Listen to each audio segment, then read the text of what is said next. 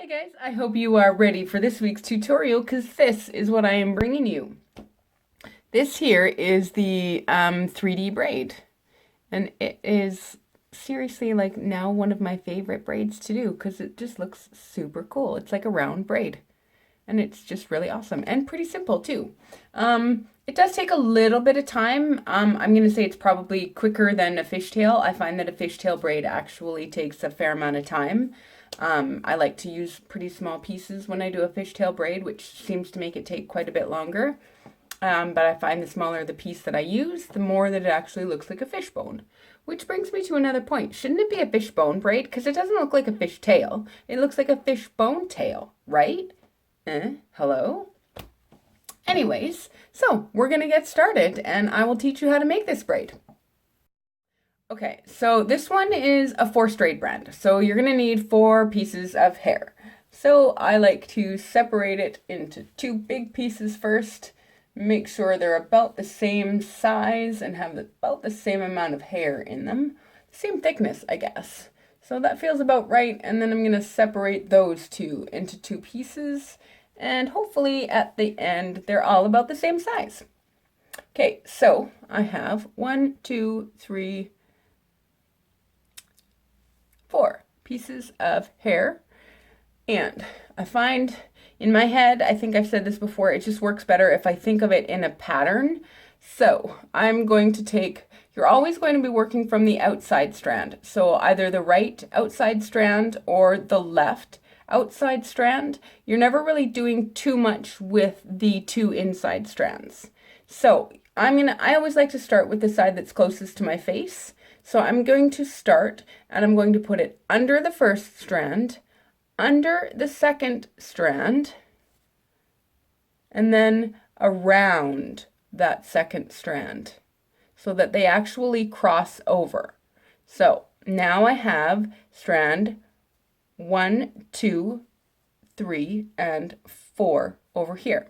I'm going to take this one this time and go under the next one, under number 3, and then around number 3. If you want, it takes a little bit of practice. I did find that holding it in my mouth, one of the strands to kind of keep it out of the way helped.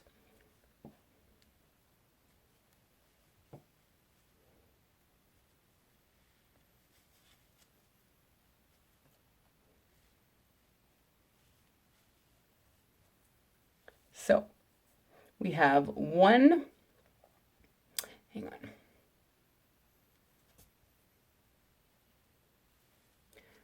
1, 2, 3, 4. I just finished doing this side. Now I'm going to do this side, the one closest to my face again. And again, it's going to go under that strand, under the next strand, and then over that strand. So I've got my 4 again. So we're going to start from the far side this time again. Under, under, and over.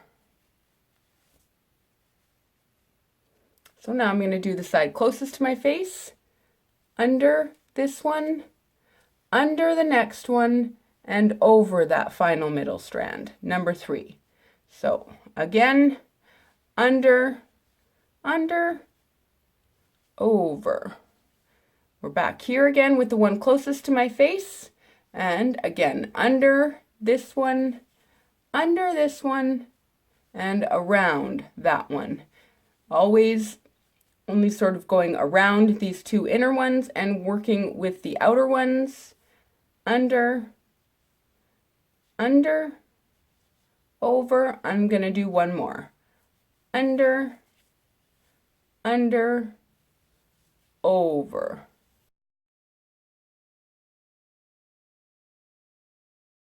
Okay, I'm kind of reaching the end of my pieces here, so I'm going to do one final one. And now tie it off with a elastic. And that's it. Under, under, over. 4 strands. Always working with the outside strands. Always crossing over the furthest strand from the one that you're using. So that's what you get. you get this really neat looking round sort of braid. I think it looks really neat. And you can use it in anything. I've been using it to, like, I've been doing something with the upper. Maybe it's, like a side French braid or a couple of knotted ponytails up at the top. And then I just use the round braid as my bottom part. And I have, my whole do. And it just gives you a really neat detail. Yeah, so give it a try. Let me know if this works for you and show me some pictures if you've got them. I would love to see them. Thanks, guys. I'll see you next week. Bye-bye.